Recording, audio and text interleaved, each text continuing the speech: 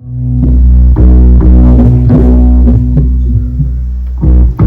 do you want to give me a quick rundown of what's going on here? Sorry, I couldn't hear you. Say again? Do you want to give me a quick rundown of what you're using? Give me the sure. 5-minute spiel. Yeah, absolutely. So my board, it's not, I don't have too much stuff, but all of it does a lot of work for me. Right.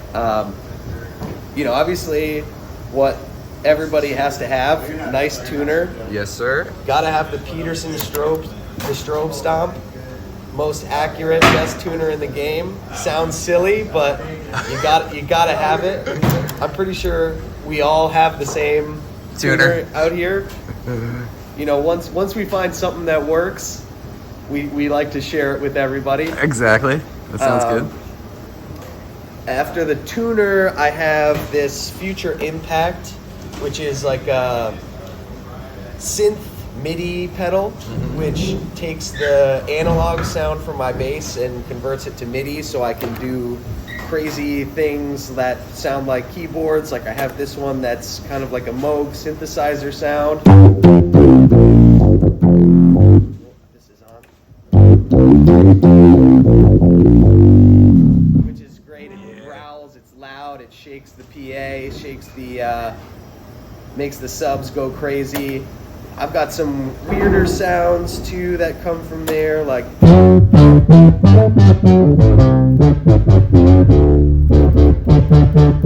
thing's great. It tracks really well. I can play pretty fast, and it pretty much gets all the notes. Yeah, man. For the most part. After that, I have the H9, which is a classic guitar player kind of pedal. It does so much for me. I use it in conjunction with a lot of these Future Impact sounds. When I trigger one of these sounds, it also triggers an EQ here, which like beefs up the low end, and so I can really crush the subs. Some of the other sounds that I use on there are like a little delay. Oh, that's rad, dude. Just like a quick little. Just delay. a couple repeats. Yeah, That's just like cool. it's just like one repeat. Yeah. You know.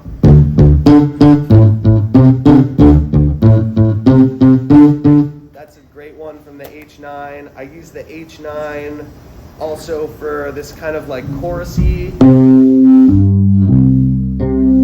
sound here, which is also awesome. The H9 has this thing called the hot switch, so I can push a button, and so say if I'm using this sound, I can hit that and it kind of does this little repeat, so I can keeps this sound is clean, it's not affecting, which is great. That chorus almost had like a fretless sound to it. Yeah, it is. It's really nice, especially if I go into the my bridge pickup.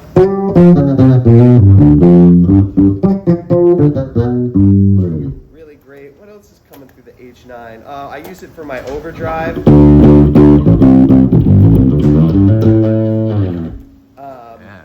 That's really awesome. One of the new effects that I've been using here is like a really, really wet reverb. If I'm playing like some high melodic stuff.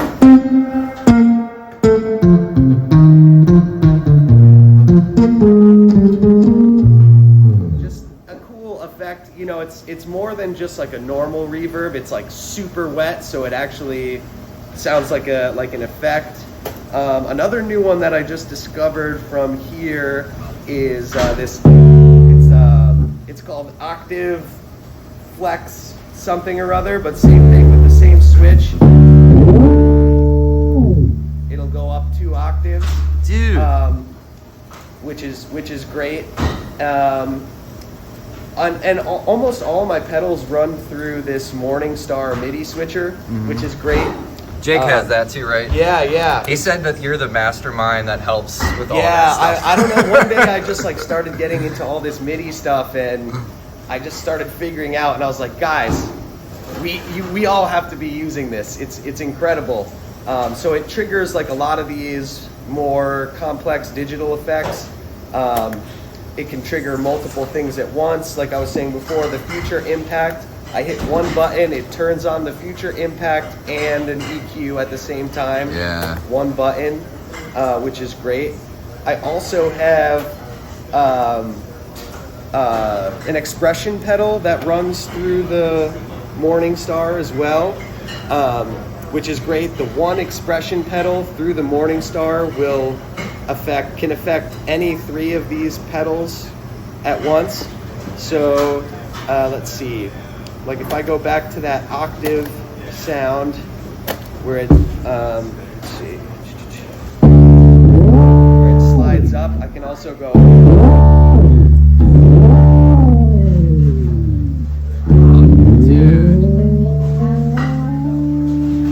do stuff like that, which is awesome. Again, one expression pedal, 3 different pedals. I don't need 3 expression pedals. It's really great. The next pedal in the chain is this Soundblocks Pro envelope filter. It's an older pedal, and it's kind of deep and intense, but it's a great envelope filter. It takes a little while to get used to and get all the sounds that you want, but once it's dialed in, it sounds really, really great. Let's see. So the envelope filter. And same thing. Expression pedal. Kind of like a wah sound going on there, which is great. The Soundbox envelope filter also has a 7-band EQ on it, so each of the envelope filter sounds can have a different EQ. Whoa. To make it sound exactly how I want it to. And it's great. The team over at Source Audio is really great. They've actually fixed this pedal for me a couple of times. I've had it for so many years, and it's essential to my sound. And anytime I've had anything go wrong, I send it to them, and they fix it for me. It's great. And then after that, I just have some classic Boss stomp effects. This is Boss BF2 flanger, which is kind of an older one. I searched for a long time to find this specific one, which is, it's like kind of the one that Mike Goodman uses, which is where I got it from, or where I wanted to get it, why I wanted this one.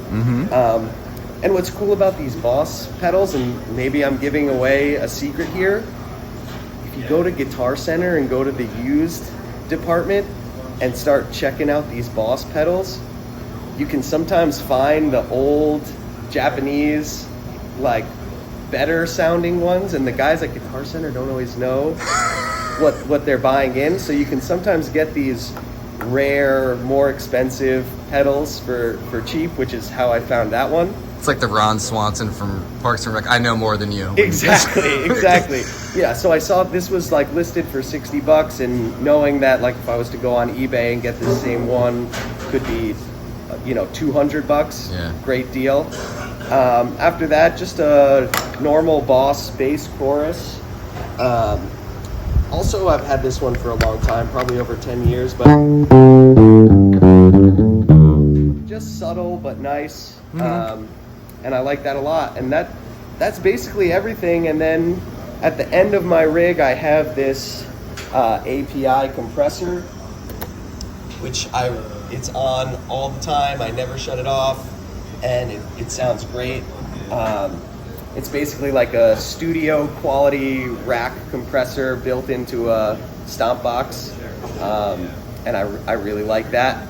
A lot of times people use their compressor at the front of their chain. I like to put it at the end. Oh, okay. I feel like it kind of gives me more of that hi-fi studio sound.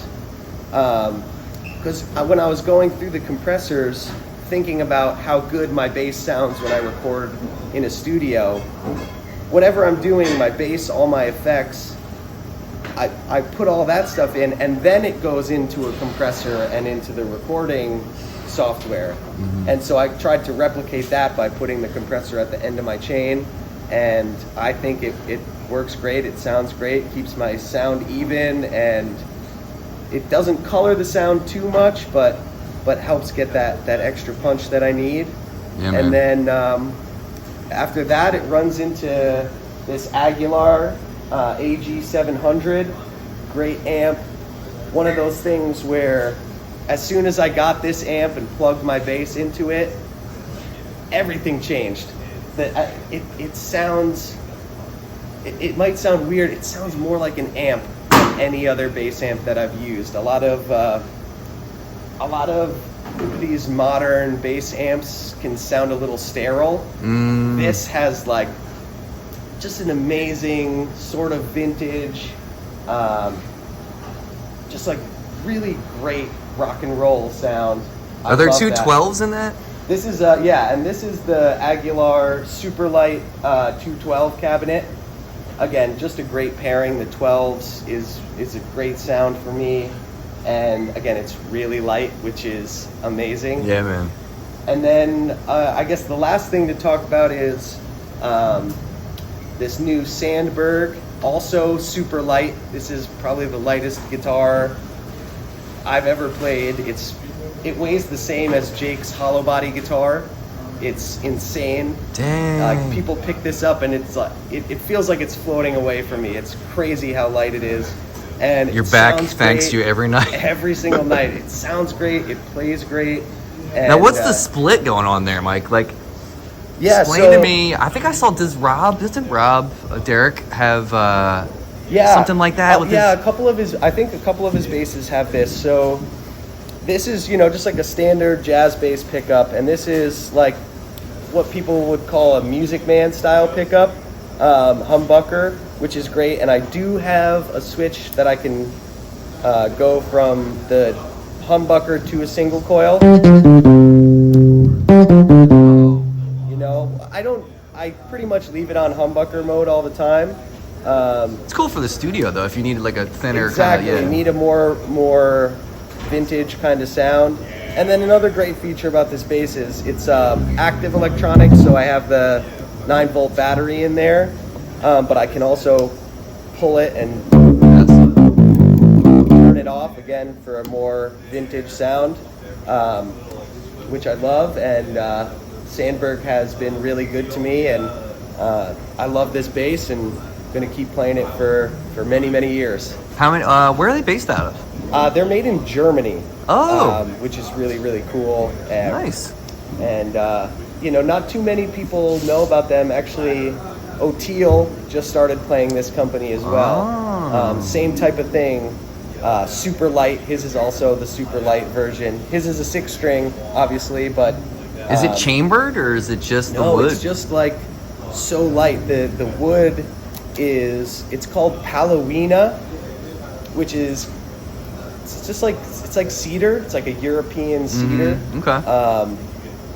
And it's beautiful. It's lightweight, and I couldn't be happier. It sounds great, dude. Yeah, thank you. So what is the split for though? Is it just splitting just stereo, or is it like what's the? Oh, this over here. Yeah, like, this is just my in-ear monitors. Oh, okay. I made this cable loom so that I don't trip over it every night. Okay. Yeah, it's really just 2 cables that I have tied consolidated together, into one. Yeah. That's dope, dude. Yeah. All right. But Sweet. that's pretty much everything in the quickest way I can. Cool. Thanks, Yeah. Mike. Pleasure. Awesome, man. Looking forward to the show, buddy. Thank you. Thanks, man.